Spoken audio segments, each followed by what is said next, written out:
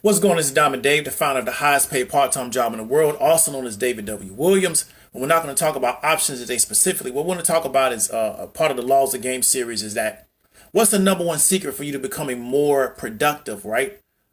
In business and also in your personal life.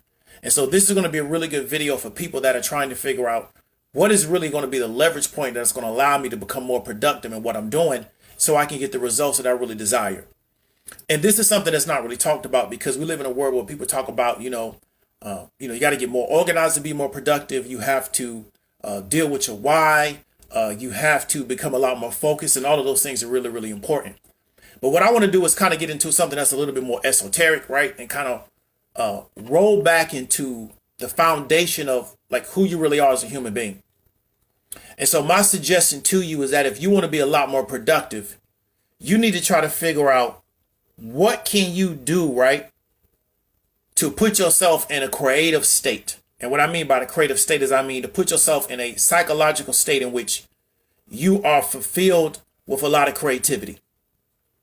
Because what happens to us in this world is that because of the way this particular society is set up, a lot of people don't believe that creativity is something that they should be involved in, right, as a creative, unless they're able to do it as a way to generate a living. So like, if I'm not doing this on a professional level, I shouldn't be involved in it.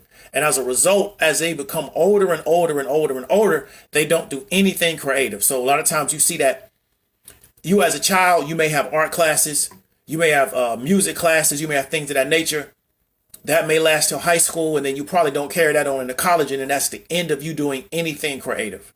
Okay. What I want you to understand is this. You are the byproduct of you as a human being. You're the byproduct of a creator, right? So whether you want to take it from the religious standpoint or the spiritual standpoint, to where, every society in this world has some type of creation myth where they believe that the members of their society were created, right?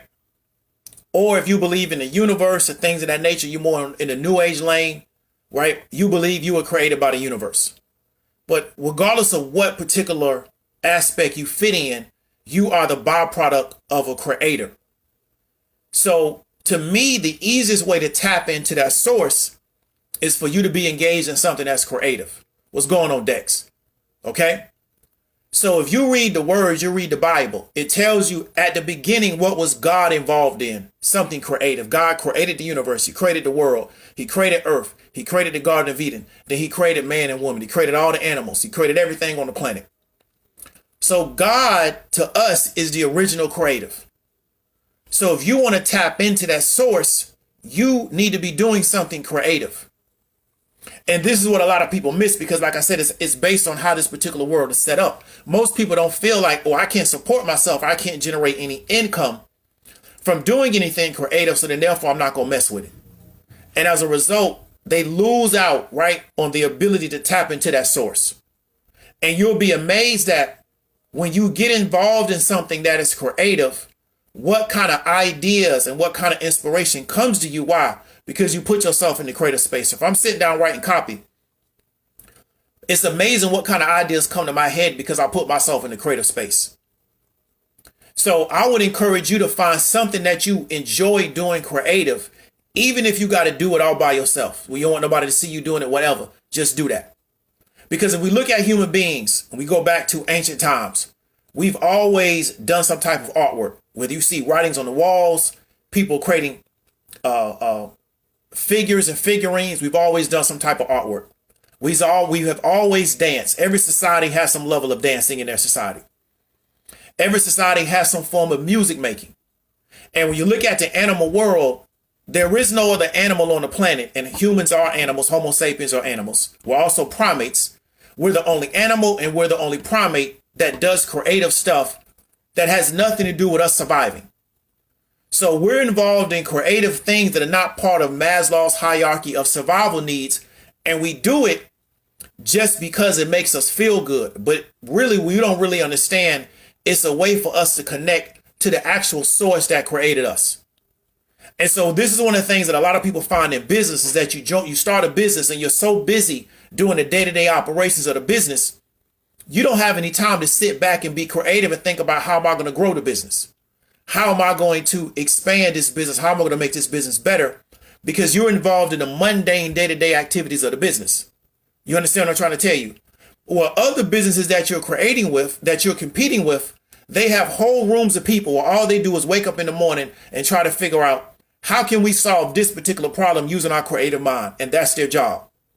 And you're in competition with those businesses, and you wonder why you can't be successful, because you're never allowed to put yourself in the creative space, because you're just trying to figure out, how can I operate this business on a day-to-day level?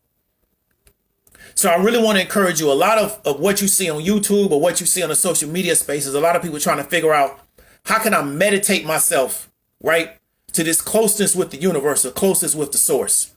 Or how can I, do laws of attraction? Or how can I, write scripting and all these new age techniques that are manual, right? To try to figure out, how can I get this result that I desire from my God or from my universe? What I want to suggest to you is that if you just try to figure out how to put yourself in a creative state, you'll find that a lot of questions to a lot of answers will just come to you, because you're in a creative state. And you understand that you are the byproduct, or you are a result of the original creator.